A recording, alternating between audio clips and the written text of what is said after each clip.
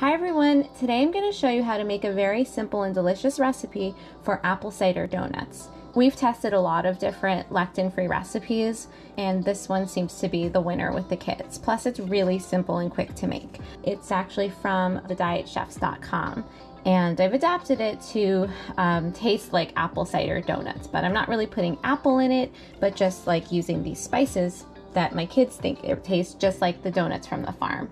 We're making mini donuts today, so you get a mini donut pan, and if you have a silicone one, that would be better.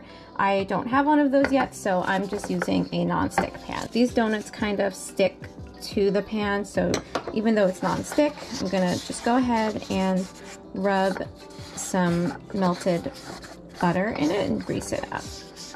And this is homemade butter, but you can also use ghee or some avocado oil. Go ahead and preheat your oven to 350 degrees. We're gonna get a bowl.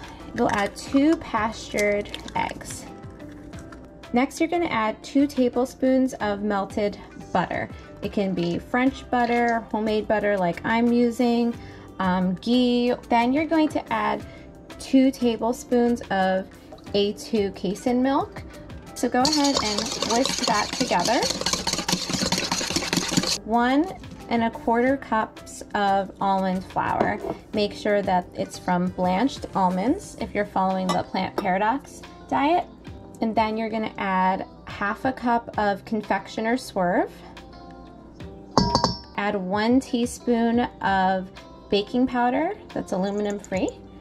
Now if you wanted, you can just toss this all together and make the donuts using these ingredients, but my kids like to have it taste like apple cider donuts, so I just add some sprinkles of cinnamon. Then I also sprinkle just a little bit of nutmeg, just a sprinkle, and I do a pinch of cloves. And now I can just kind of toss that together, and then I'll mix it up with the whisk. Once that's mixed up, you're gonna take a little spoon and just start filling the donut pan with the batter. About 3/4 of a way up.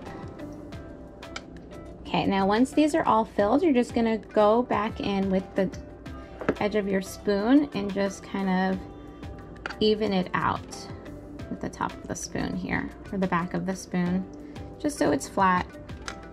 And then we will move this into the oven and bake it for 10 minutes.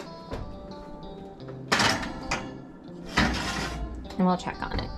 These donuts have been cooking at 350 for 10 minutes. They're still looking very light on top, so I'm gonna put them in the oven for about 3 minutes longer. So we're gonna take a look. Yeah, they're looking a lot better. And see, they are kind of browning at the sides, and you can even check it and there's no liquid, so they're done. Once the donuts are out of the oven, you want to allow them to cool completely before you transfer them to the cooling rack because they're very delicate and they can break easily. And so you want to take like a rubber spatula and just kind of run it along the sides here and see if it can lift out. Try to lift it gently. There we go. That looks really nice. Okay, after you've moved all of the donuts to the cooling rack and they're nice and cool, you can just put them on a plate, and we like to eat them with little toppings on it. You can sprinkle it with some confectioner's Swerve, or you can drizzle it with some homemade caramel sauce. This is one that's a really delicious lectin-free recipe from the Lectin Free Gourmet's website, or you can eat it plain. There you go, some delicious lectin-free, gluten-free, sugar-free donuts. So good.